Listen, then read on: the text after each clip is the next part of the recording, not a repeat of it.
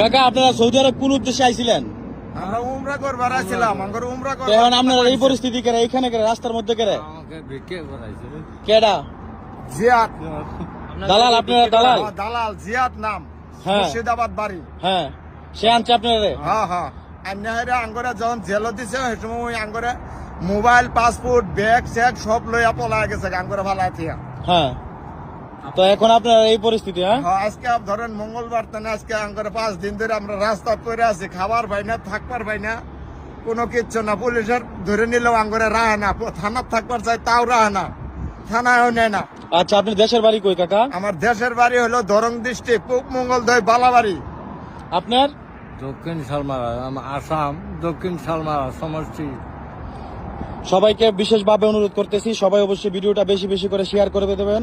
দেখতেছেন কাকারা দুজনেই মাজুর মানুষ, তাদেরকে আইনা তাদের সাথে অনেক অত্যাচার করা হয়েছে।